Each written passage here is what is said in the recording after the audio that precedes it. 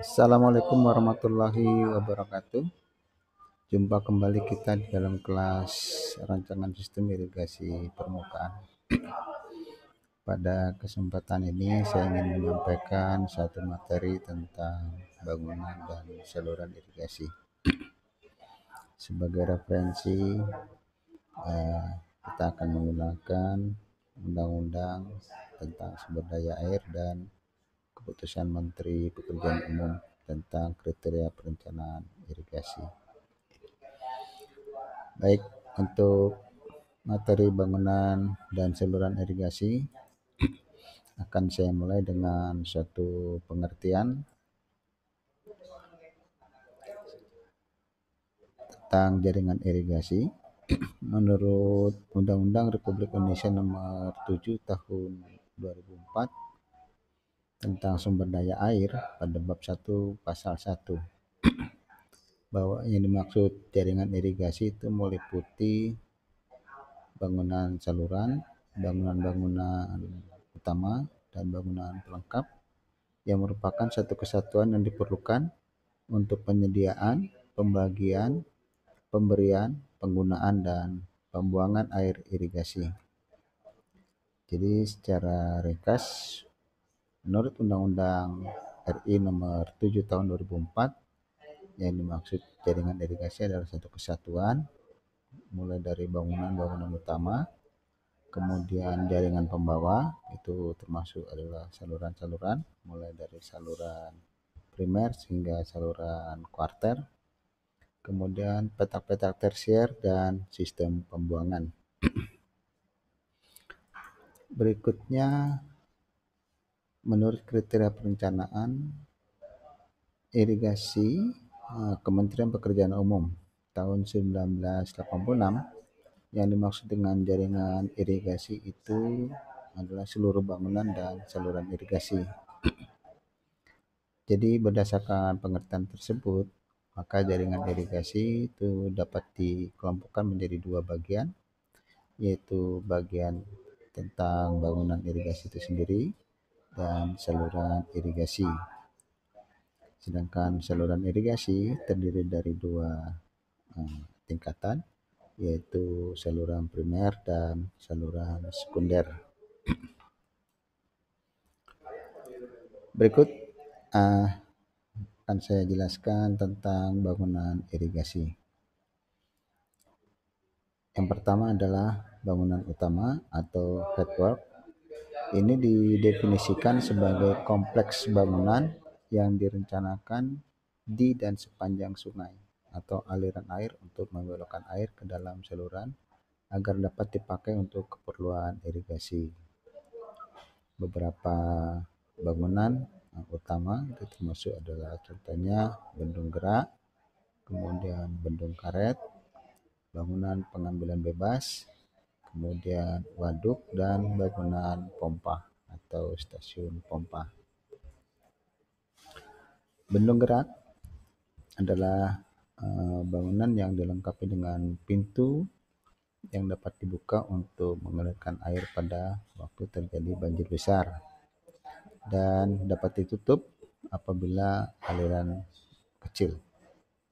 Bendung gerak ini dipakai untuk meninggikan muka air di sungai sampai pada ketinggian yang diperlukan agar air dapat dialirkan ke saluran irigasi dan petak tersier.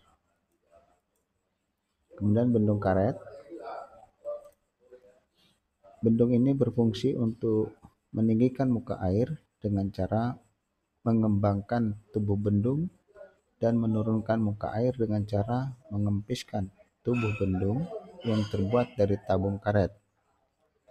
Nah, tabung karet ini dapat diisi dengan udara atau air.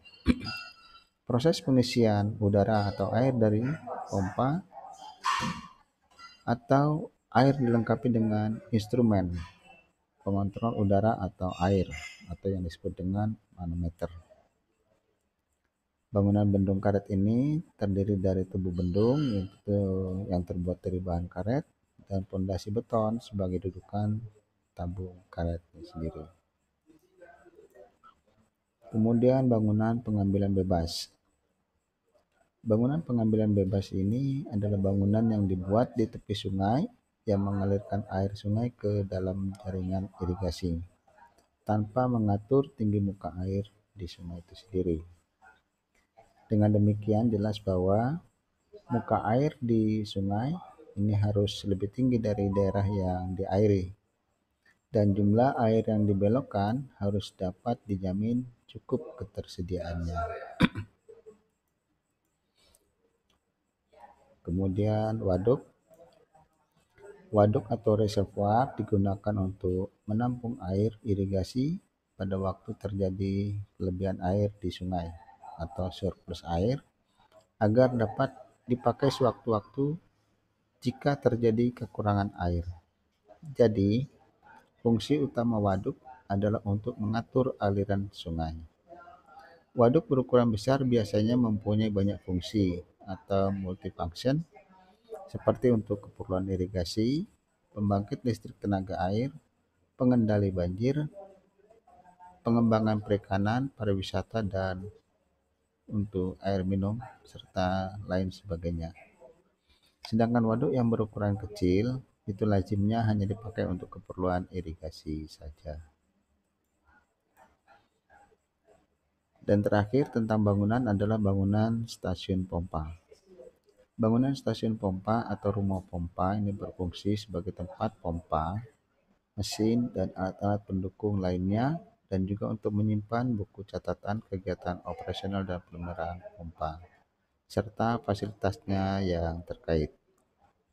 Air dari sumber air irigasi dialirkan melalui stasiun pompa ke saluran irigasi, selanjutnya mengalir ke petak sawah irigasi. Dengan pompa bisa dipertimbangkan apabila pengambilan secara gravitasi ternyata tidak layak dilihat dari segi teknis ataupun segi ekonomis.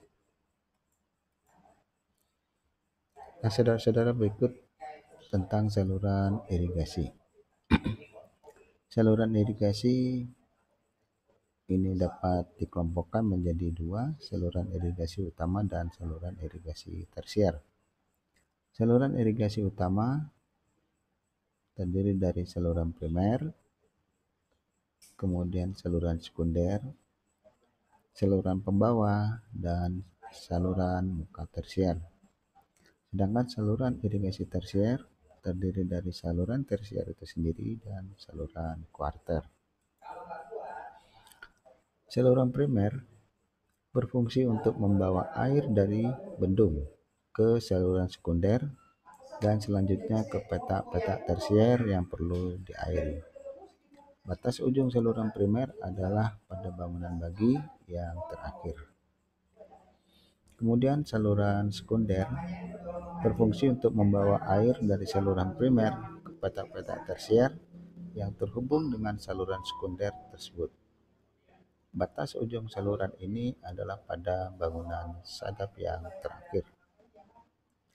Saluran pembawa berfungsi untuk membawa air irigasi dari sumber air lain atau yang bukan bersumber yang memberi air pada bangunan utama proyek ke jaringan irigasi primer. Kemudian yang terakhir adalah saluran muka tersier. Ini berfungsi untuk membawa air dari bangunan sadap tersier ke petak tersier yang terletak di seberang petak tersier lainnya.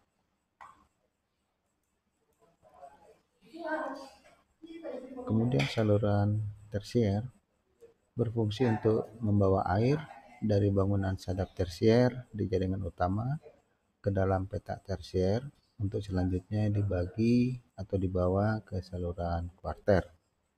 Batas ujung saluran ini adalah pada boks bagi kuarter yang terakhir. Dan saluran kuarter ini berfungsi untuk membawa air dari boks bagi kuarter melalui bangunan sadap tersier atau parit sawah ke sawah-sawah.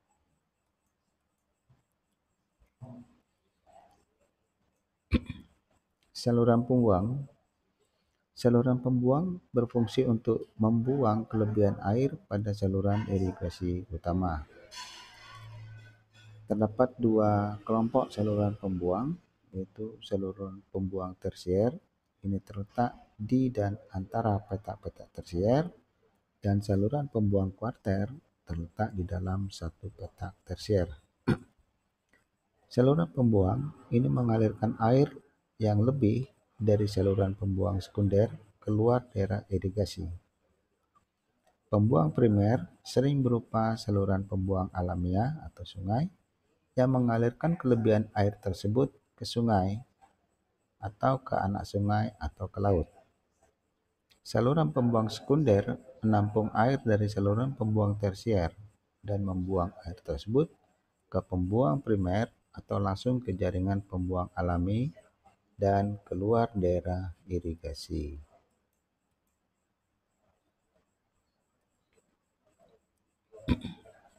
Berikut bangunan yang ada di saluran.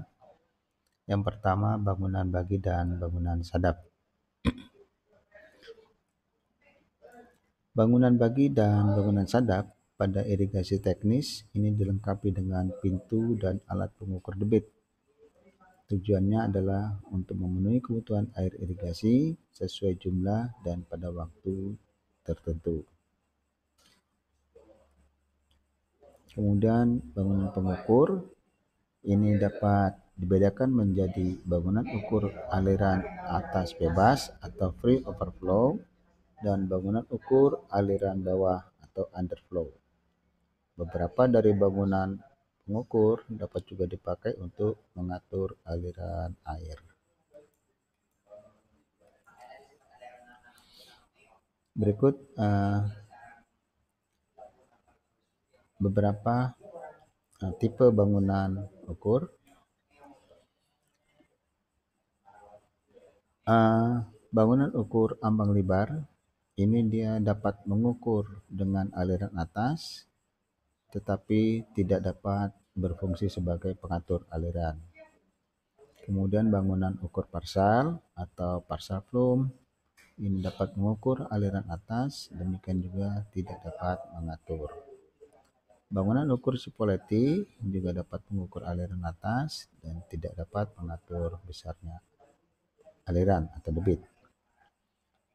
Bangunan ukur Romin ini dapat mengukur aliran atas dan bangunan ini juga dapat mengatur jumlah debit yang keluar dari bangunan Romin. Kemudian tipe yang lain adalah bangunan ukur Cram de Gruyter. Tipe Cram de Gruyter ini mengukur aliran bawah dan dapat mengatur besarnya aliran atau debit. Kemudian bangunan sadap pipa sederhana juga bisa mengatur aliran bawah dan mengatur aliran debit. Constant Head Office atau CHO ini tipe aliran yang mengukur dengan aliran bawah dan juga dapat mengatur aliran. Kemudian Cutthroat Plumb ini aliran atas dan tidak dapat mengatur aliran.